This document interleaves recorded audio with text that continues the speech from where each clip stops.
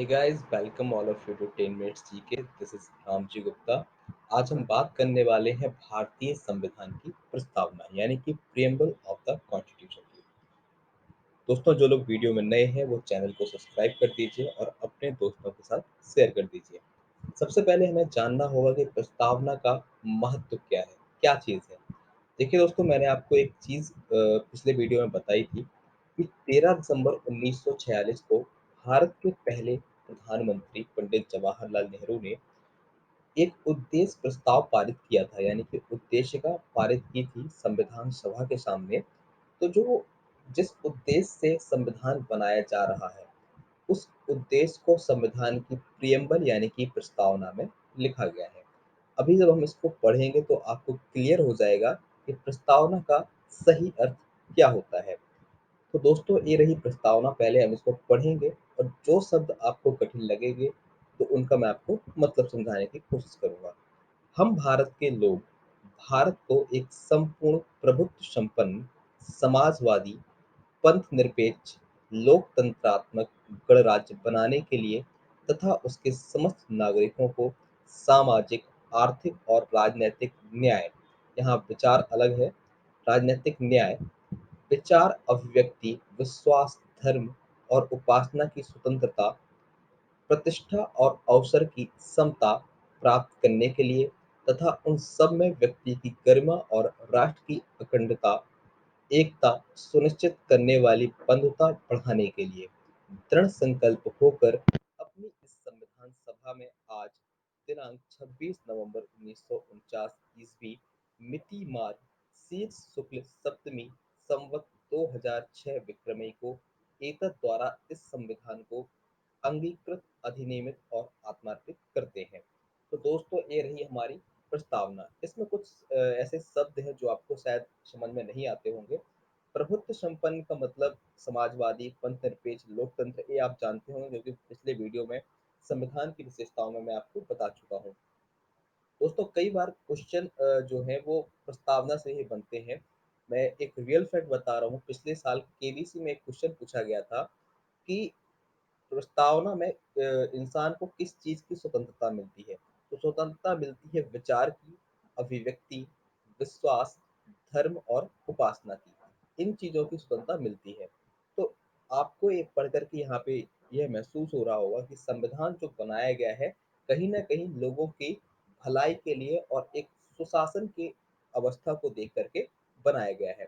इनमें से ऐसे कुछ शब्द हैं जो संविधान की मूल प्रस्तावना में नहीं थे।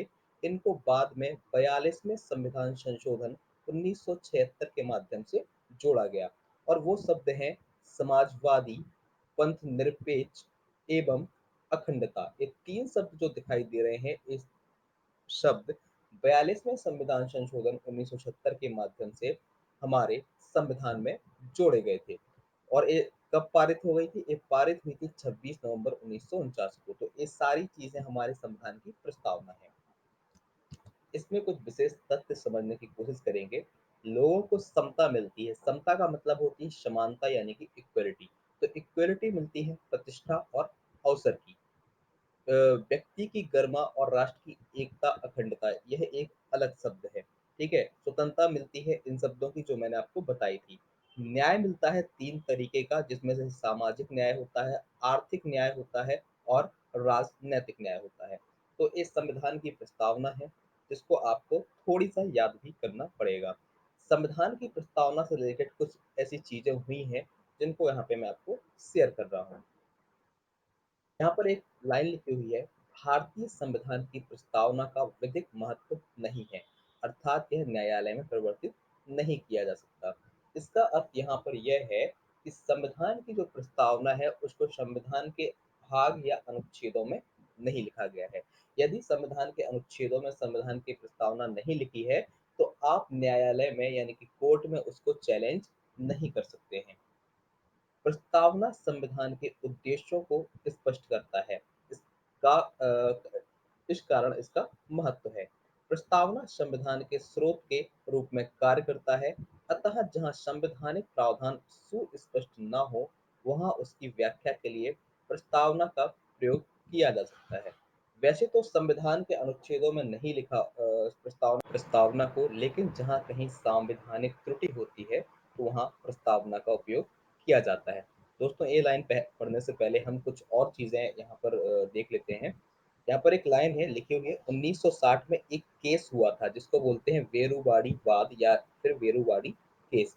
और इस केस में सर्वोच्च न्यायालय यानी कि सुप्रीम कोर्ट ने एक फैसला दिया था कि प्रस्तावना संविधान का भाग नहीं है।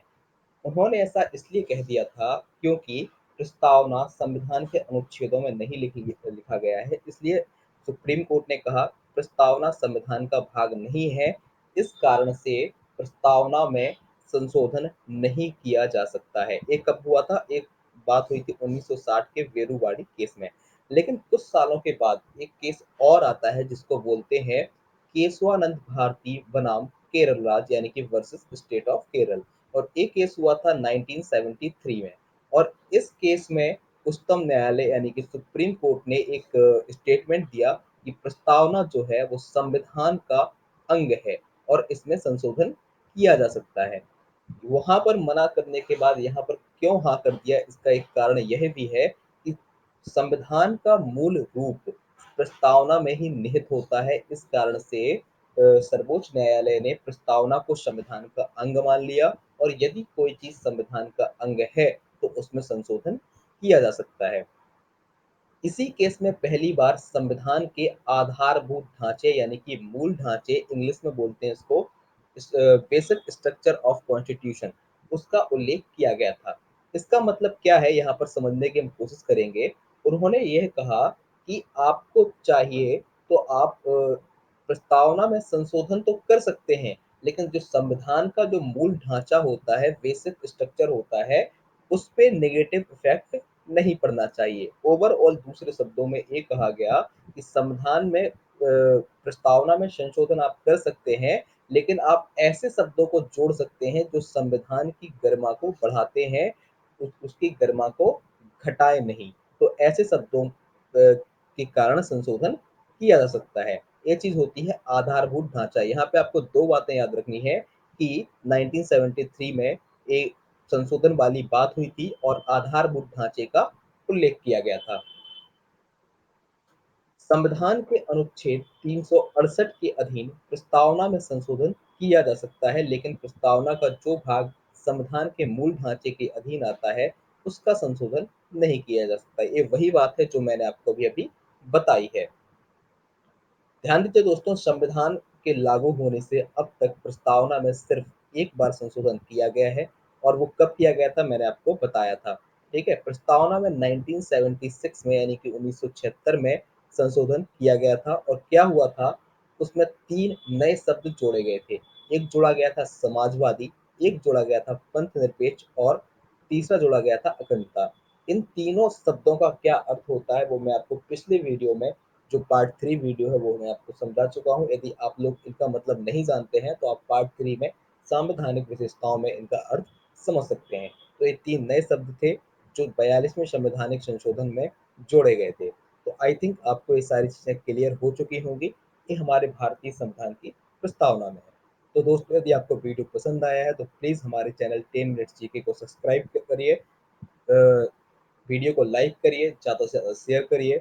Thank you.